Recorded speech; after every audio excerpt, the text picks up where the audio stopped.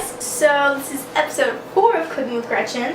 Today I'm making tomato soup with grilled cheese bites, if you will. Yeah, so I prepped everything pretty much, so let's get started. So I'm just making half a recipe. So I'm just using a little pot.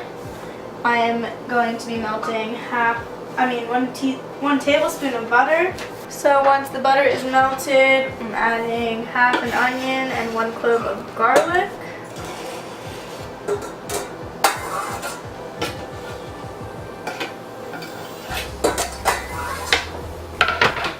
Then we're going to stir that constantly for about 3 minutes. Alright, then we're going to add 1 can of pureed tomatoes. And 3/4 cup of water.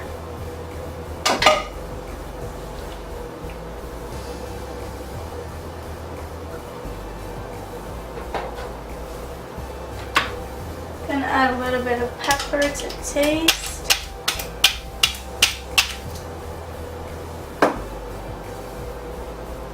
Then we want to bring this to a boil and let it simmer for 8 to 10 minutes.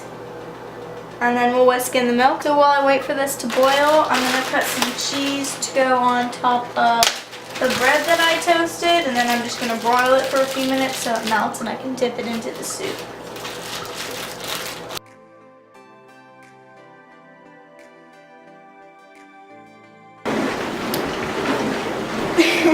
Okay, so there's 2 minutes left on the soup. So I'm going to put these in the oven.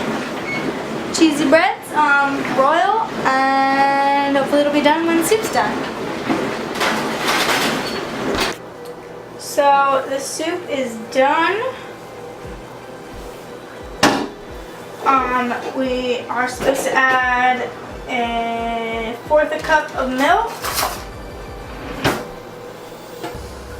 or heavy cream, whatever you have in your fridge.